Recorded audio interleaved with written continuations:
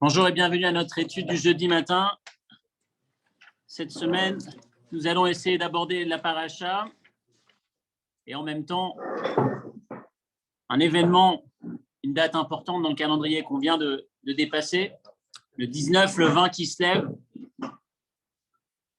On va essayer de voir donc dans la paracha de Vayeshev, qu'est-ce qu'on peut retirer de cette paracha, quel est l'enseignement qui va essayer de nous percuter un petit peu, nous secouer et peut-être nous donner un peu de force lorsqu'on en a besoin. Dans la paracha de cette semaine, paracha de Vayeshev, on attaque une période un peu difficile, un peu sombre de l'histoire. D'abord, l'épisode des frères de Yosef avec Yosef qui vont qui vont d'abord s'en prendre à lui, qui vont vouloir le laisser dans un puits pour qu'il puisse mourir, le tuer. Puis ensuite, ça va être transformé par la vente de celui-ci qui va atterrir en Égypte, connaîtra l'histoire par la suite. Donc en fait, on a jusque-là, on est... je vous regarde, Baruch Shem Kevon Machoto, je savais, j'ai pensé, voilà, j'ai pensé à vous pendant tout le vol, pendant l'avion. Je dois quand même vous dire, avant de continuer dans le cours, que Baruch Hashem, j'ai eu l'occasion de prier sur le Oel du Rabbi, et j'ai pensé à chacun d'entre vous, prier pour que ce cours puisse porter ses fruits, qu'il puisse avoir l'impact nécessaire et la bracha dans nos vies et dans la vie de nos familles. Et donc, on va prendre ensemble le texte numéro 1. Vayomer Yehuda el Echav. Yehuda, donc on a au départ, si on prend un peu l'épisode, on a Yaakov qui envoie son fils Yosef, qu'il aimait bien, qui était son préféré, va prendre des nouvelles de tes frères qui sont partis s'occuper du troupeau, à Shrem. Je passe les détails, il arrive, Yosef rencontre les frères se disent, ça y est, on n'en peut plus, on va pouvoir s'en débarrasser de ce garçon. Il faut savoir qu'à l'heure des charges, on va dans une voie un peu différente de celle du passé, à l'heure des charges, les frères s'inquiétaient, selon un des commentaires, avaient une véritable inquiétude. En reprenant l'histoire du passé où Avram avait 2 enfants, l'un des 2 est resté, l'autre est parti. Yitzhak avait 2 enfants, l'un des 2 est resté, l'autre est parti. Lorsqu'ils s'aperçoivent que Yosef est le chouchou et près du père, le père l'aime beaucoup, le garde avec lui, etc., ils ont peur de se retrouver tous dehors et le seul qui reste serait Yosef. C'est un des commentaires qui rapporte cela, c'est l'inquiétude qui va motiver cette sensation de danger, de survie pour eux. Il faut qu'on s'en débarrasse, il est dangereux, il raconte des bêtises, de graves bêtises sur nous, il nous salit, il nous met en danger, et donc ils se disent on va le faire disparaître. Là, Reuven dit non, on ne va pas le tuer directement, on va laisser les serpents s'en charger, et puis on arrive au verset que je viens de citer, verset dans le chapitre 37, Yehuda qui s'adresse à ses frères et qui leur dit ma betsa ki naharog et achinu vechisinu et damo. Ma betsa, quel est l'intérêt de tuer notre frère et de recouvrir son sang? Quel est l'intérêt? Je vous ai donné cette première traduction, c'est le Ibn Ezra. Ibn Ezra qui va dire ma betsa ma toledet. Il explique le sens de betsa ici voudrait dire, selon le Ibn Ezra, quel est l'intérêt, quel est le sens, quel est le but? C'est pas nécessaire, on va pas le faire nous-mêmes, on va laisser les serpents s'en occuper. Pardon, c'est pas Yuda, on va pas le faire nous-mêmes, on va le vendre. On va le vendre. Au moins on l'aura pas tué. Mais Rashi va utiliser le commentaire de Onkelos, la traduction d'Onkelos, vous l'avez dans la suite. Onkelos a une traduction très étonnante sur laquelle on s'est arrêté il y a quelques années. Ma mamon nitane lana. Qu'allons-nous gagner financièrement? Au lieu de le tuer, vendons-le. On gagne au moins un billet. Ce qui rend la situation encore plus grotesque, ce qui rend Yehuda encore plus grossier, quoi? On est en train de parler de la vie, de l'avenir d'un enfant, de sa vie, de ton frère, et toi, tu es en train de te préoccuper de l'argent que tu vas gagner? Mais pourquoi est-ce que je vous raconte, pourquoi est-ce que je mets l'accent dessus?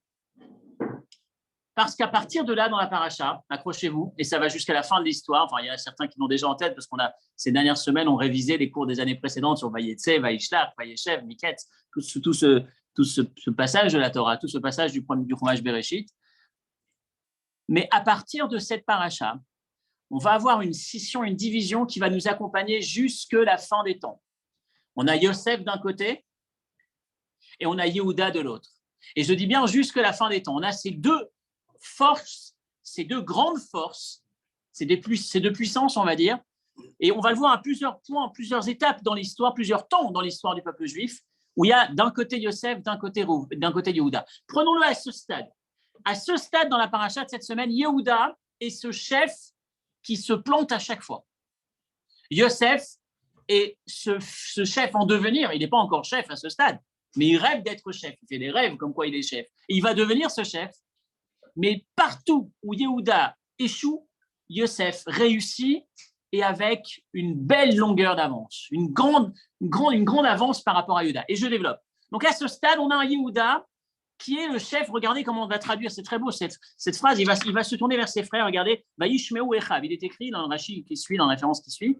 Ses frères l'ont écouté. Il a proposé l'histoire de au lieu de le tuer, vendons-le. Les frères vont écouter. Rashi va dire, Onkelos, toujours en suivant Onkelos, c'est pas ils ont simplement entendu. Il y a un mot, il y a un schéma qui veut dire écouter, et il y a un schéma qui est comme Naaseh Venishma. On fera et on comprendra et on obéira quelque part. On recevra, on reçoit, on entend dans le sens on accepte, on intègre ce que tu viens de nous dire. Donc Yehuda a un poids, a une aura, a une puissance que les autres n'ont pas. Réhouven, quand il parle, on n'entend pas ça. Yehuda, quand il parle, tout le monde se tait. On accepte, on valide, on entérine la décision de Yehuda. Et c'est ce qui va se passer. Donc Yehuda était ce chef. Le Kol Shmiya Shekishei Kabbalat Dvarim Vaishma Yaakov. Ici, quelques références qui veut dire que effectivement Vaishma, il était à une position où les frères l'écoutent, les frères obéissent à ce qu'il propose. Donc on a Yehuda, ce grand monsieur, mais ce grand monsieur qui vient de sacrifier son frère pour gagner un petit billet. On continue dans la paracha, nouveau drame de Yehuda, ce grand monsieur. Regardez il y a un moment, on est en plein dans l'histoire, dans le drame de la vente de Yosef, et entre les deux, on nous raconte l'histoire de Yehuda qui va épouser une femme, qui va avoir des enfants, 3 enfants, puis ensuite, qui va avoir 3 enfants, puis ensuite, il va marier son aîné avec une femme, Tamar, et puis le premier enfant va mourir, puis ensuite le second, etc. etc. Et la Torah pose la question, à ce stade, Rashi pose la question, pourquoi en plein milieu tu intègres ce passage? Et ce fut à ce moment-là, Yehuda est descendu de ses frères, il est parti voir un copain qui s'appelait Adulami, qui s'appelait Hira, qui venait d'Adulam. Rashi dit, quel rapport avec cette histoire de Yosef? Et Rashi va conclure, suite à cette décision qu'a pris Yehuda de pousser ses frères à vendre Yosef, les frères ont tellement regretté ce qu'ils ont fait qu'ils lui en ont voulu et qu'ils l'ont mis à côté. Il était grand, il est devenu petit. Donc il était vraiment ce grand Yehuda. Yehuda, c'était ce chef. Donc ce chef qui vient d'avoir une décision complètement catastrophique, dire à ses frères, on va tuer notre frère, on ne va pas le tuer, on va le vendre, au moins on gagnera un billet. Donc on voit un Yehuda grand qui se comporte complètement de travers. On continue l'étape d'après, et là c'est encore une fois ce grand qui fait n'importe quoi. C'est sûr, mais c'est quand même catastrophique. Alors attends, encore une fois, pour le moment je dessine la scène, vous allez voir, là où ça va gêner, c'est pas un chat vaïri. Pour le moment je dessine. Premier épisode, il est tout en haut, il fait n'importe quoi. Deuxième épisode, il va rencontrer Tamar. On reprend l'histoire rapidement. Yehuda va se retrouver, donc je reprends, il va épouser une femme, il a 3 enfants, il a Er, Onan et Shelah. Er va épouser une fille qui s'appelle Tamar.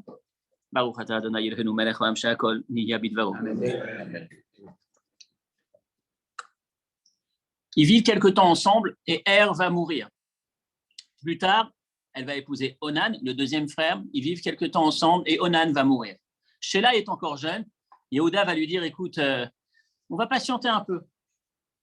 Yehuda commence à s'inquiéter. Il pense que ses enfants meurent à cause d'elle, alors qu'en fait, ils meurent à cause de leur attitude qui était inadaptée. Peu importe, sans entrer dans le détail. Et puis Tamar voit qu'en fait, il s'est moqué de lui, qu'il la laisse traîner, qu'il ne va jamais lui donner Shelah, ou en tout cas, ça prend du temps. Elle va se dire, si je ne peux pas avoir de petit-fils de Yehuda, je vais tenter d'avoir un enfant de Yehuda. Elle avait envie d'avoir, ou elle avait vu, peu importe, sans entrer dans le commentaire. Elle va se déguiser, se mettre sur la route comme une prostituée, et elle va avoir une relation avec Yehuda. Et Yehuda elle va lui demander comment tu payes, il n'avait pas d'argent. Il va lui laisser Petilcha ou Matecha, son vêtement, son tampon, son seau. Il va lui laisser ses objets personnels. Et puis ensuite, il va envoyer son ami, son vrai ami, sur qui il peut compter, pour aller récupérer les affaires. L'ami va voir, il cherche, on pose une petite pause, il demande aux gens, vous connaissez la femme qui était à cet endroit? Non, on ne connaît pas, on n'a jamais vu, il n'y a jamais eu. Et donc, Yehuda commence à capter que ça ne va pas, que ça tourne au vinaigre. Il vient de prendre un risque majeur puisqu'on ne la retrouve pas. On ne sait jamais quand est-ce que le scandale éclatera. Et donc, il dit à son ami, écoute, qu'elle garde ce qu'elle a pris, qu'elle garde, donc je ne peux rien faire, je ne peux pas lui récupérer, on verra, adviendra ce qu'adviendra. Et à cet instant, qu'est-ce qui se passe? Amar Akadosh Baruch Hu Yehuda, référence, la suite de la première référence, juste avant la deuxième référence. Lorsque lorsque il y avait un texte juste avant, le texte juste avant, c'était Bereshit Ametra Vaishlach Yehuda.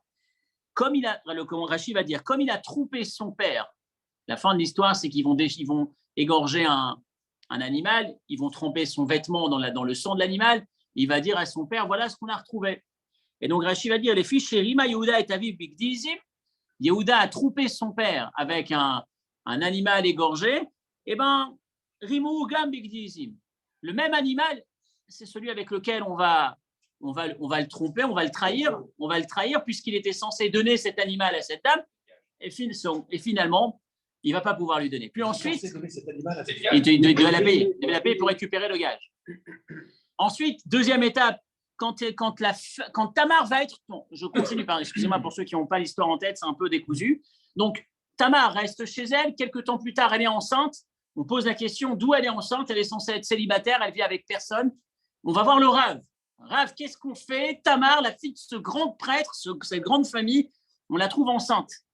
Le Rav, Yehuda, va dire, dans ce cas, il faut la tuer, il faut la brûler. Dramatique, encore une fois, je ne m'arrête pas sur cette étape, mais juste sur ce qui va en découler. Avant de partir, qu'est-ce qu'elle va faire? Elle va juste, en allant mourir, sans rien dire. Elle demande au cocher, à celui qui était censé l'emmener vers l'endroit où elle allait être tuée, tiens, dépose ce sachet chez le Rav, dépose ce paquet, et dis-lui simplement que l'enfant provient, la relation que j'ai eue pour avoir cet enfant, c'est de celui à qui appartiennent ces objets. Et le verset, la phrase qu'elle va dire, c'est Hakerna. Reconnais, s'il te plaît, reconnais à qui appartiennent ces objets. Et Rashi va reprendre le Midrash Rabbah qui dit, toi, tu as dit à ton père cette phrase terrible. Hakerna, regarde le vêtement qu'on a retrouvé. Est-ce que ce ne serait pas le vêtement de ton fils, Yosef? Eh bien, on va jouer avec lui, à nouveau, avec ce Hakerna. Reconnais, s'il te plaît, est-ce que ce ne serait pas le paquet, à qui appartiennent ces affaires? Je suis enceinte de ceux à qui appartiennent ces affaires. Ce que je veux, à ce stade, je résume ce qu'on a vu jusque-là. On a un homme extraordinaire, un chef, un grand Yehuda, et qui va faire qui va se tromper, si on peut dire, qui va échouer tout au long de cette paracha. À côté de ça, différentes étapes que ce qui se passe envers lui, c'est ce qu'il a fait envers son frère. Je pense pas. A priori, non. Mais là où je veux aller, quand on arrive à Parashat Vayechi, et c'est là où c'est dramatique. Donc on a Yehuda d'un côté qui se plante, on a Yosef. On va voir, Yosef, pas seulement il se plante pas, mais il réagit 1000 fois mieux à chaque fois que Yehuda se trompe. C'est-à-dire, quand on va essayer de comparer Yehuda et Yosef, Yosef aussi va voir l'épisode de cette femme qui va le tenter. Alors Yehuda, à la fin, il va avouer, c'était moi, il va lui laisser la vie sauve. Mais Yosef, il a été tenté, il n'est même pas tombé dans la faute. Ça veut dire qu'à chaque fois qu'Yehuda prend une décision, Yehuda, il va effectivement se mettre à l'écart de ses frères, il va prendre une décision, il va dire, les frères vont regretter sa décision.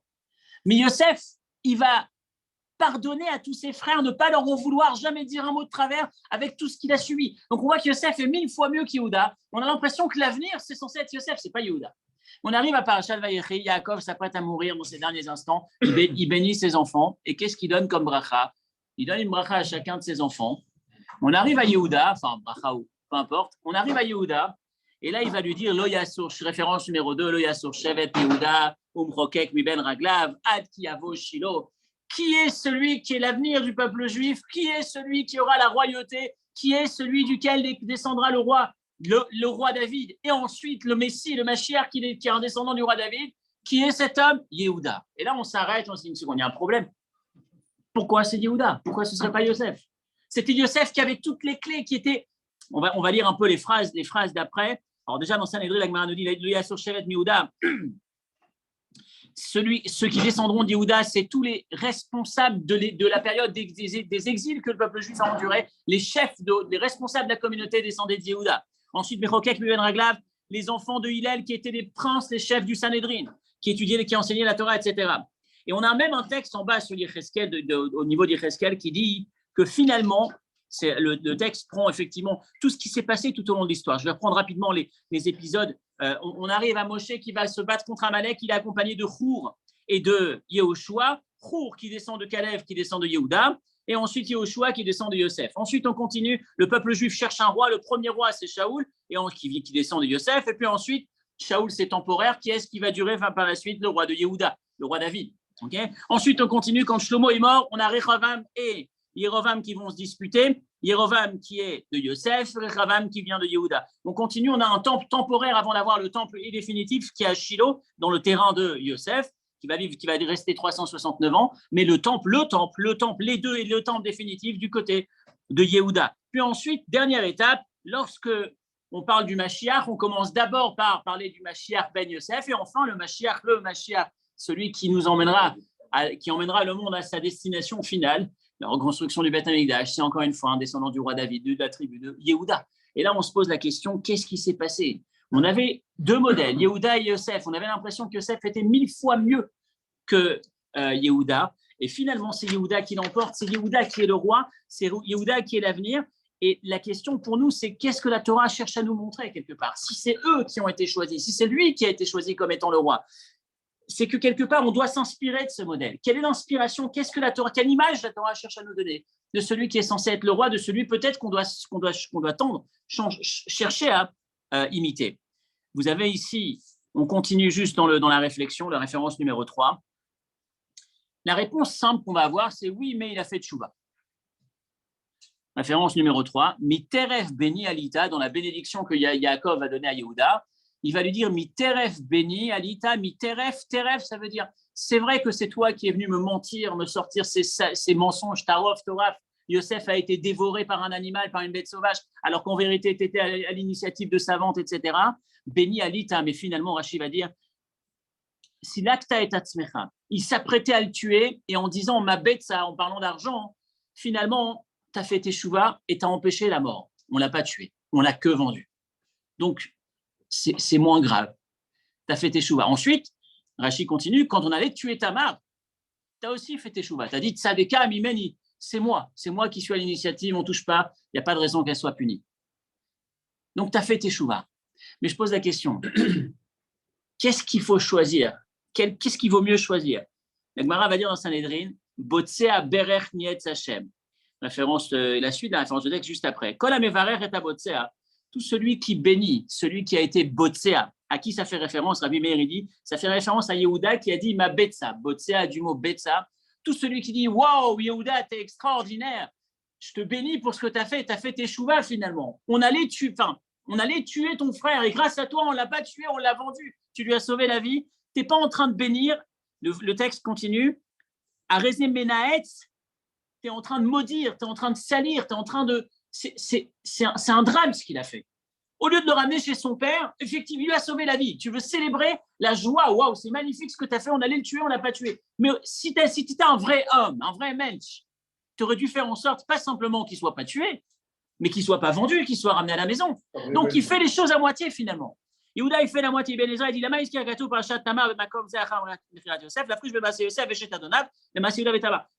Ben Ezra va dire, et dans le deuxième temps, Tamar, tu as fait tes chouvas. Mais là où toi, tu as fait tes chouvas, Yosef, il n'a même pas essayé de faire la faute. Enfin, il n'a même pas commencé à faire la faute. Il a eu le même épisode que toi. Lui, il a trouvé une femme sur la croisée du chemin. Comme toi, tu as rencontré une femme à la croisée des chemins. Lui, il s'est sauvé, il lui a laissé son vêtement, il s'est enfui, ça lui a coûté des années de prison. Toi, tu as été avec elle. Alors, tu as fait tes chouvas. À la fin, tu as avoué. Mais en quoi est-ce que ça mérite d'être mis en avant alors que Yosef, dans tout ce que tu as fait à moitié, il l'a fait 1000 fois mieux? Pourquoi c'est pas Yosef? Pourquoi quand on arrive à Vaïkri, c'est pas Yosef qui s'en sort, c'est Yehuda? Et c'est là-dessus que je voudrais m'arrêter aujourd'hui. Je disais tout à l'heure que hier, avant-hier, c'était le 19 et le 20 qui se lèvent. Des dates qui ne sont pas anodines puisque c'est le jour, on appelle ça le nouvel an de la Chassidoute, le jour de la libération de Rabbi Shlomo Zalman de Liadi, le jour d'Aïdoula du Maguide de Mezrich, on parlera aussi de Rabbi Chaim Tayeb. Mais en tout cas, dans l'enseignement du Tanya, on a la première page, l'introduction, le livre qui s'appelle le Tanya. Rabbi Shlomo Zalman, quand il écrit son livre, il dit Vehu Anikra Sefer Shel Benonim. Il ne l'appelle pas Tanya. Nous, on l'appelle Tanya parce que c'est le premier mot du livre. Mais lui, il appelle ça le livre de l'homme moyen.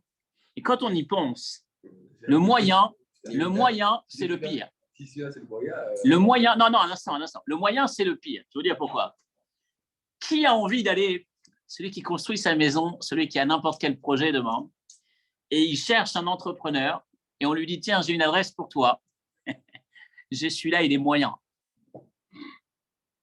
Qui va prendre quoi que ce soit de moyen? Je vais vous dire, dans la vie, même entre un tzaddik et un rachat, le tzaddik, il est parfait, c'est le top. Le rachat, au moins, il profite de ce monde. Le moyen, il est ni dans l'un ni dans l'autre.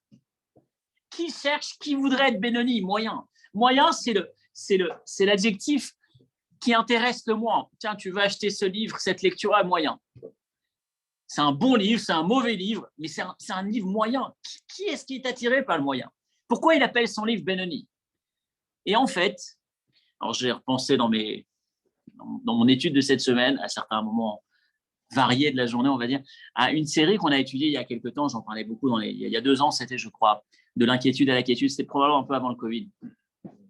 De l'inquiétude à la quiétude, cette série de cours qu'on avait abordée le soir, et on avait abordé la richesse de ce moyen, Benoni. Qu'est-ce que c'est que ce moyen? Et on va voir que c'est étroitement lié avec ce modèle que la Torah nous donne quand elle nous présente Yehuda comme celui qui va être à la tête du peuple juif et pas Yosef. Alors, certains vont tout de suite penser on en a parlé les semaines précédentes sur Rachel et Léa. C'est un thème qu'on a déjà abordé, la différence entre Rachel et Léa. La Torah, quand elle présente Rachel, elle dit Rachel était belle.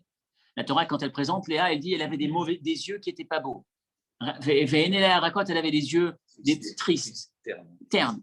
L'expression, la Gemara va dire, quand tu veux savoir si une femme est belle, encore une fois dans le sens noble, il suffit de regarder les yeux. Si les yeux sont beaux, c'est l'élément qui distingue, qui met en avant principalement, si on peut dire, qui exprime une forme de beauté. Pourquoi est-ce que la Torah cherche à salir Léa en disant Véné Léa Rakot? Ses yeux n'étaient pas. Rachel était belle. Si tu me dis Rachel était belle, j'ai compris, ça suffit. Je sais que l'autre était moins belle. Mais pourquoi tu as besoin de salir ou de marquer, d'étiqueter Léa avec ses yeux qui n'étaient pas beaux? On avait déjà abordé cette partie entre Rachel et Léa. On avait abordé longuement dans le passé, mais aujourd'hui, je voudrais voir, avant de revenir sur Rachel et Léa, m'arrêter sur Yehuda et Yosef, qui sont en fait Yehuda et Yosef, les descendants de Rachel et Léa. Yosef, le fils de Rachel, Yehuda, un des enfants de Léa. Qu'est-ce que Yehuda nous enseigne? Qu'est-ce que la Torah cherche à nous enseigner lorsqu'elle nous montre que finalement c'est Yehuda qui l'emporte, c'est Yehuda l'avenir, et c'est pas sur Yosef qu'on s'arrête.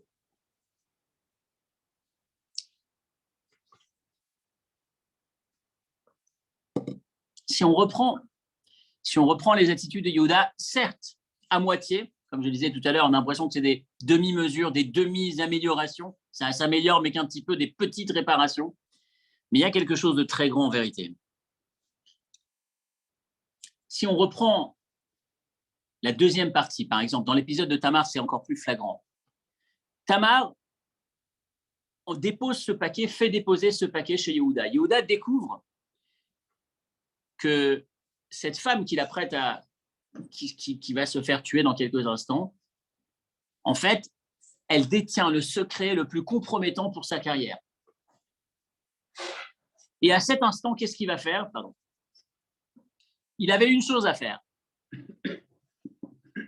C'était rester chez lui à la maison, et compter jusqu'à 10, jusqu'à 100, attendre 10 minutes, et plus de Tamar, plus de secret, étouffer l'affaire. Mais étouffer l'affaire, dans notre cas, pour lui, c'est extrêmement simple. Il suffit juste de laisser passer le temps. Dans une demi-heure, c'est réglé, pour lui. Puisque tout est acté, et elle ne va rien faire, elle ne va rien dire. Elle n'a pas choisi de dire quoi que ce soit. Et à cet instant, qu'est-ce qu'il va faire? Tzadeka Mimeni. Il va dire, non, une seconde. Tzadka, elle a raison. Mimeni, cet enfant provient de moi. Mais il y a même un deuxième commentaire dans Rashi. Mimeni, c'est de ma faute toute cette histoire. Parce que c'est moi qui l'ai baladé en lui laissant entendre qu'elle aurait Sheila et qui ai laissé traîner, qui ne lui ai pas donné Sheila, mon fils. Donc il admet, il prend sur lui, ce qui n'est absolument pas facile. Mais c'est quelque part ce que la Torah cherche à nous montrer. Dieu, ce qu'il a souhaité avoir, ce qu'il souhaite, ce qu'il attend de nous dans ce monde, c'est pas une usine. C'est pas le mot usine. J'enlève le mot usine. Le monde dans lequel on est, c'est pas un centre de beauté. C'est une usine à la fabriquer.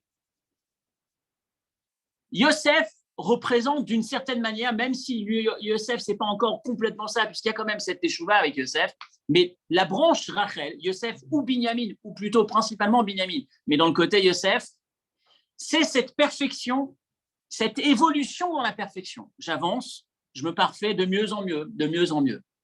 Yehuda, c'est ses échecs, c'est la lutte, et c'est l'objectif ou le sens de l'existence qui se réalise dans la lutte.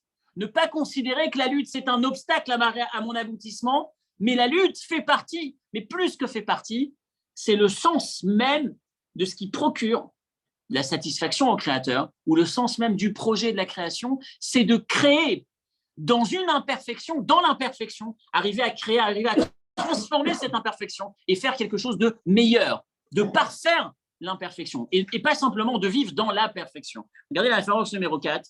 On parle d'un homme ici qui est déprimé, qui est triste, qui est amer, parce que sa vie au quotidien, c'est une lutte contre ses pulsions. C'est dans le Chapitre Tania, justement, au chapitre 27. Un homme qui est triste, pas parce qu'il a fauté, et là, mais il est triste, il est amer de cette lutte permanente, il est triste, il est amer de ces pulsions qui lui traversent l'esprit, ces envies négatives, ces envies grossières qui lui traversent l'esprit. Et donc, il est triste, ce qui peut être un peu logique. Je déprime parce que je suis tenté par des éléments, des éléments d'existence qui me font prendre conscience de combien je suis bas. Je pensais que j'étais quelqu'un de bien, je pensais qu'avec les années, j'avais évolué, et je m'aperçois que finalement, je suis encore attiré par les mêmes bêtises, j'ai les mêmes pensées négatives qui me traversent l'esprit, j'ai les mêmes pulsions, alors que je pensais être un cran plus haut. Et donc, ça me déprime, ou en tout cas, ça me met dans une forme d'amertume ou de tristesse. Alors, comment gérer, comment faire pour ne pas être triste malgré tout? Parce que la tristesse, c'est le premier élément qui va me faire chuter, qui va m'enlever mon énergie, qui va m'empêcher d'avancer. Alors, Rabbi Shlomo Zalman dit, Adraba yeshlo lismoach bechelko. Pas seulement qu'il n'est pas question d'être triste, mais tu dois te réjouir de cette situation.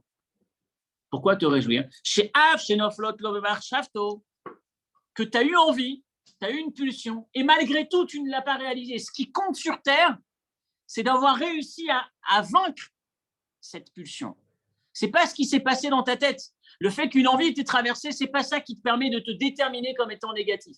Le fait d'être faible, d'avoir eu cette tentation et malgré tout avoir su lutter et s'empêcher de lui donner accès à la partie concrète de ton existence, dans ton comportement, ou Messiar Dato même, les Kayem, il y a quelques lignes cette fois-ci, quand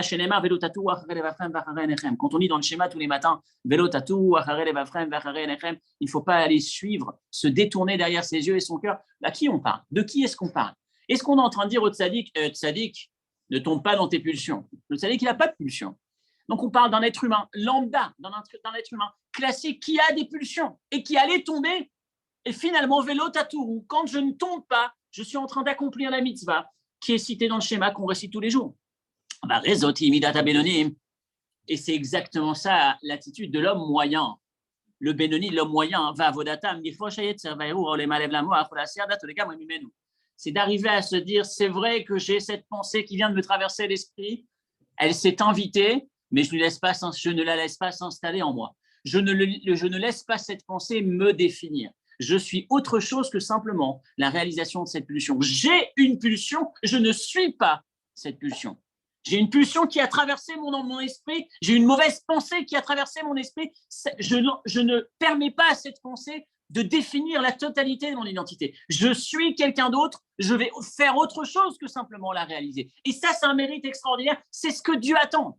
Il donne l'exemple avec ce mot extraordinaire,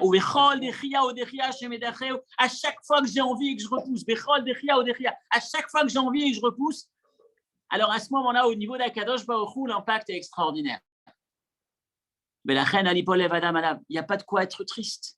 Même si toute ma vie, je passe à lutter, si je passe toute ma vie à lutter contre ces différentes pulsions, c'est probablement ma mission sur Terre, ma raison d'être. La lutte n'est pas un élément qui me permet, c'est pas un obstacle pour arriver au bout. La lutte, c'est probablement, pour la plupart d'entre nous, l'élément principal de notre raison d'être. Notre mission sur Terre, c'est de réaliser cette lutte. La lutte a du sens. À chaque fois que je lutte, je réalise ce pourquoi je suis descendu sur Terre, ce pourquoi Kadosh Baruch Hu m'a créé, ou crée le monde. Donc, il n'y a pas de quoi déprimer. Le Benoni, finalement, c'est celui qui permet à Dieu de réaliser, celui qui arrive à être Benoni, cet homme moyen. Moyen dans le sens où il est traversé par des envies négatives, où il n'est pas parfait, où il est justement dans cette imperfection, il crée une amélioration. Il crée un monde meilleur. Il fait briller là où c'était sombre, là où c'était obscur. Et ça, c'est la particularité de la branche de Yehuda.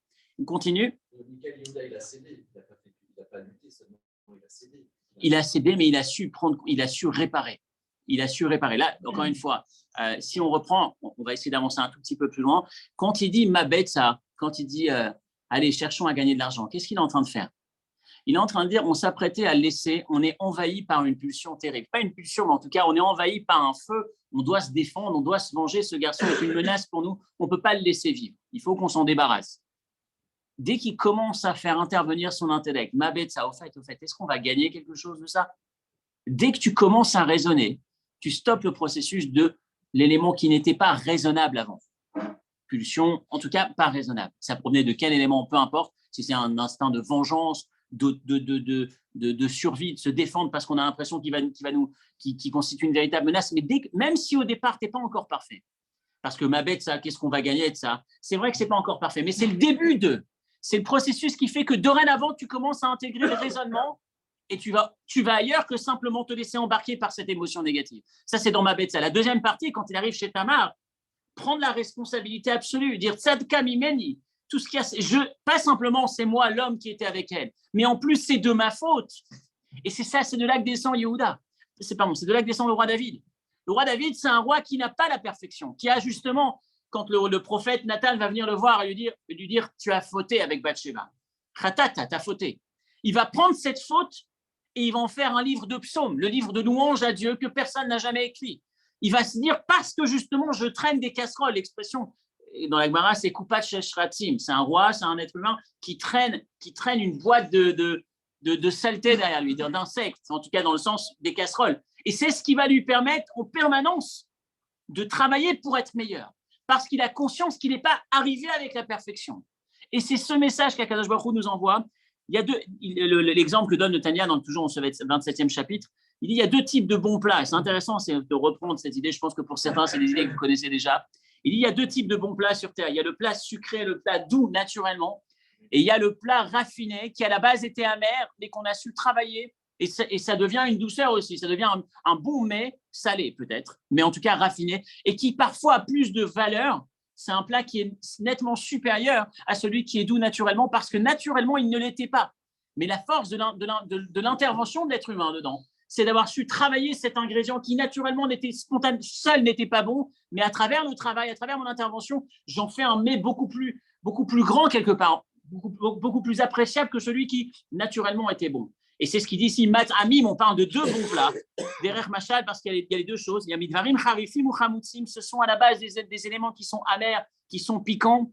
Rakshem et Toubalim ou Toukanim et mais quand tu sais faire le bon dosage, quand tu sais les faire revenir comme il faut, quand tu sais faire les assaisonner convenablement. Achinasu Madanim Nashiva Nefesh. Et ça, c'est l'histoire du Benoni. Le tzaddik, c'est celui qui a un plat doux. Sa vie, c'est des douceurs. Le Benoni, c'est celui qui était amer. À la base, c'était pas bon, c'était pas extraordinaire. Il était dans des environnements sombres, obscurs. Et il a su saisir ses opportunités pour réparer, pour évoluer, pour sortir de la lumière là où il y avait de l'obscurité. Et prendre conscience que c'est ça la vie.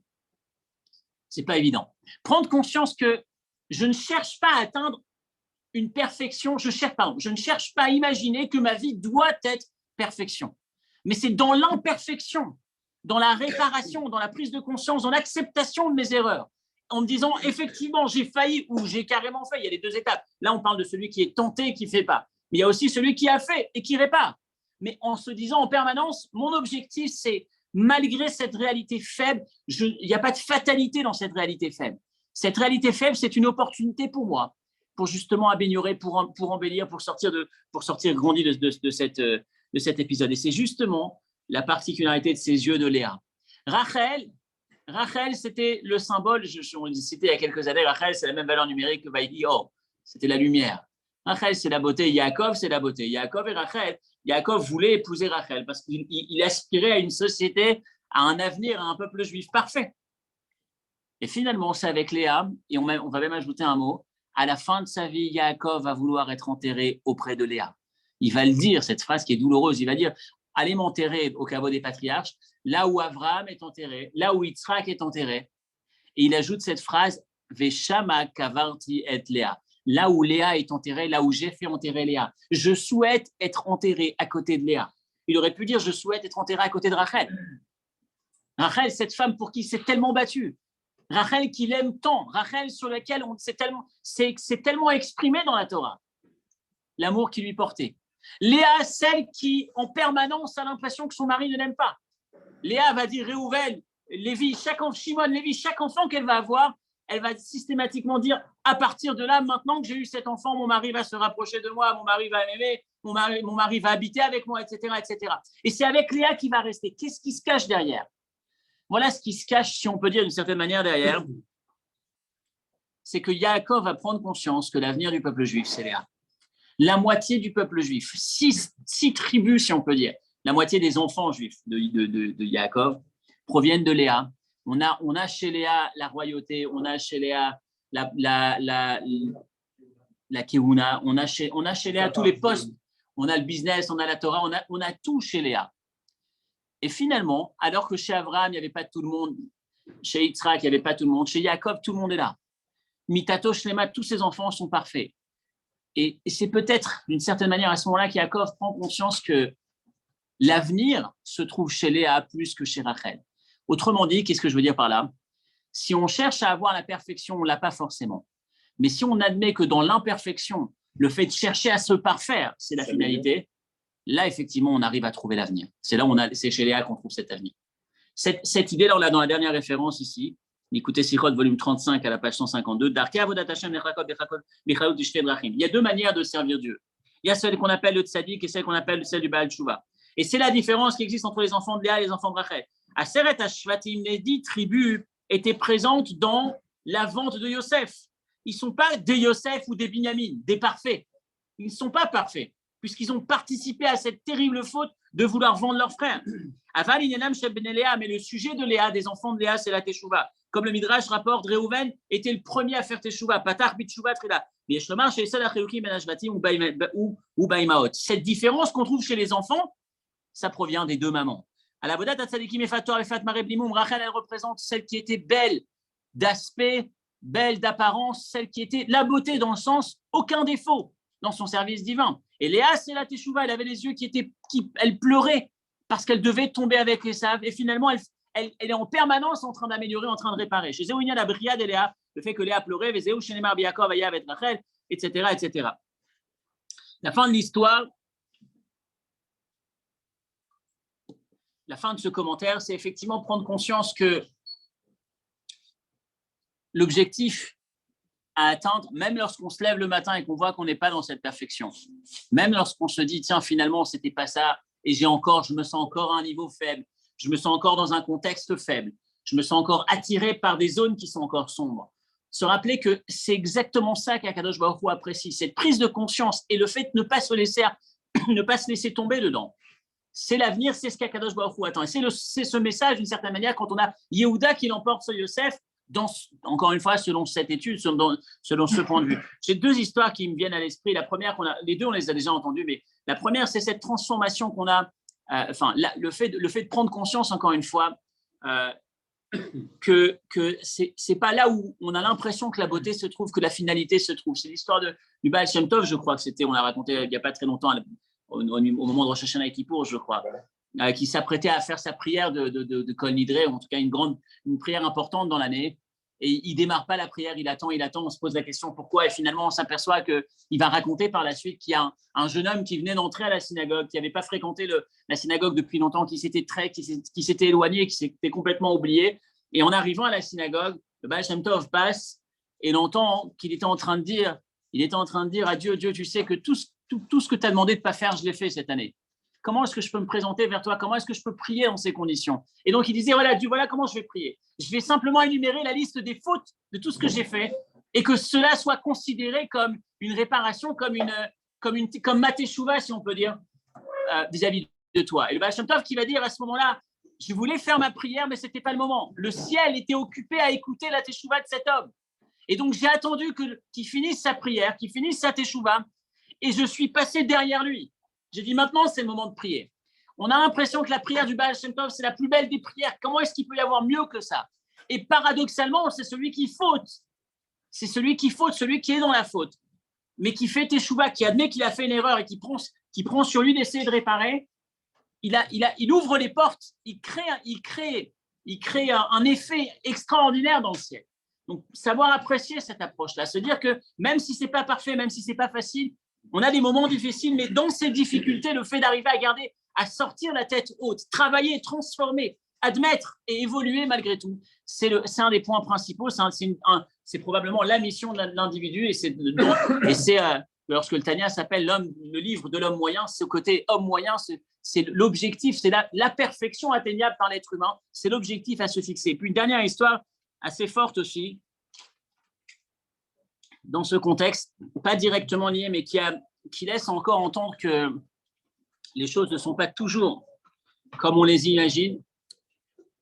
Arriver à admettre que parfois il y a des choses qui ne se passent pas dans l'ordre qu'on voudrait, mais que ça a du sens derrière. C'est une histoire assez choc aussi de l'époque de Hanouka, de la période qu'on s'apprête à vivre la semaine prochaine. C'était un jour un rav aux États-Unis qui donne son cours, un cours sur la Emouna, un cours sur la foi, et il s'aperçoit qu'il y a un homme, une personne qu'il connaît, qui a versé une larme pendant le cours et qui va le voir après et qui lui dit « Rav, je voudrais vous dire que votre cours, quand vous parlez de Emouna, de croire que Dieu gère le monde, on a l'impression que Dieu n'est pas là, mais Dieu, il gère le monde. On a l'impression qu'on voit les événements selon un regard, mais il y en a un autre qui nous échappe.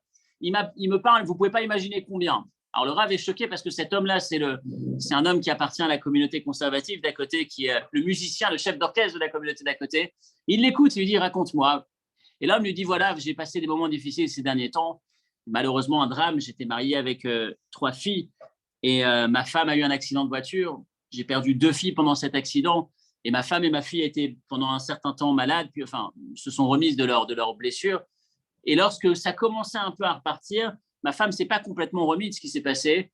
Et à un moment donné, je reçois une lettre d'avocat. Elle m'explique qu'elle veut partir, qu'elle ne supporte plus la vie comme elle est maintenant, sans ses filles, etc., etc. Et donc, moi, du jour au lendemain, je me retrouve avec un drame double, puisque maintenant, je me retrouve tout seul avec ma fille.